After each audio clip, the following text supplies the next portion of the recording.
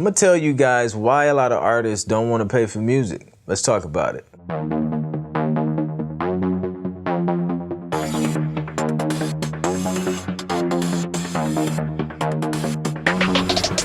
What's up, people? Welcome to the channel where we talk about music licensing, music business, and music production. If you love any of the previously mentioned, be sure to subscribe so you can stay up to date on my latest content. So a hot topic in like forever, like this has always been a topic, at least since the explosion of indie artists and indie producers and everybody doing their own thing, is artists not paying producers for their beats or their services. It happens a lot. Of course, you have artists who invest in themselves, invest in other producers. Then you have artists who understands the concept of investing in a producer and investing in themselves, but may not have, the financial means to, which, that's understandable. And then you have artists who just don't want to pay producers anything because they figure, hey, I'm not making any money.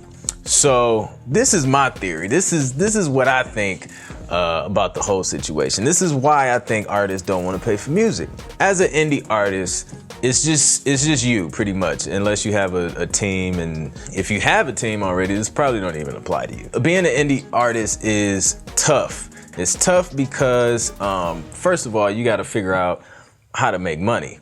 And that can be challenging as an indie artist who, I can't talk right now. I'm in the middle of making a video. If you're not following me on Instagram, follow me on Instagram, ClintMusic. Okay, so back to the original topic. Now, as an artist, the moment you become an artist, you also become an investor.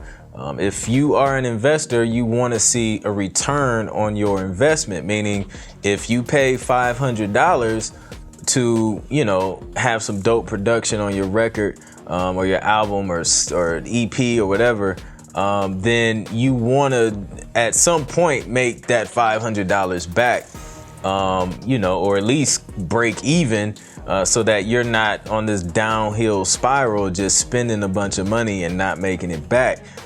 So for a lot of artists, that's tough to do, and it's tough to keep going and going and going when you're not seeing a return on your investment. You're spending money, paying producers, paying for mixing and mastering, album artwork and things like that. But then when you release your album, you make about $3 on iTunes, because iTunes pays like a crappy percentage. And streams are like, what, 1/1000th of a penny or something like that. So it's tough to make that money back as an artist, and you really have to have your marketing game like together. You got to have a team, you got to have a vision, you got to know where you're going, you got to find ways to monetize your career so that you can keep investing in producers and keep investing in career and moving forward ultimately. So I believe that's why a lot of artists don't want to pay producers. I've heard artists say, I don't really want to come off a lot of money because I may not make any money. So if I don't make any money, why should I pay you money?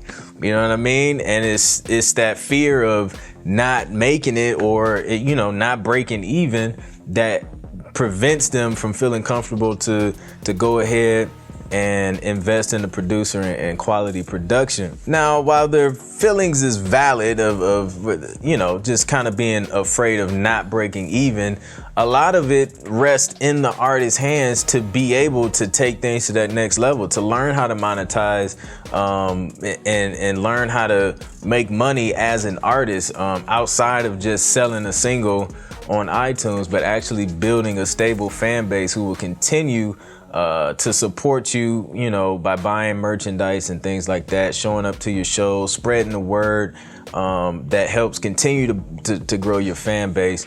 So a lot of it is on the artist. Now, there are situations where, an artist and a producer will come together and build together, not necessarily, just exchanging money, but just kind of help creating the sound and things like that. And that's dope.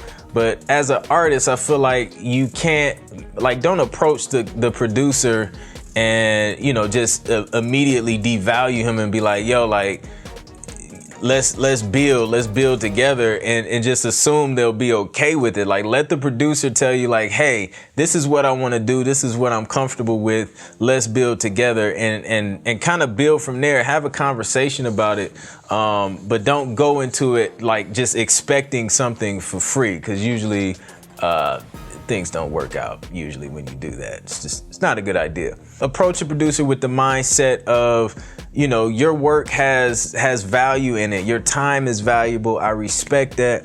I appreciate it. You know, what can I do to invest in that, and to let you know, like, I'm serious and I want to work, you know what I'm saying? So yeah, artists respect the producer's time and craft. Producers respect the grind that the artists have to go through to get to where they're trying to go.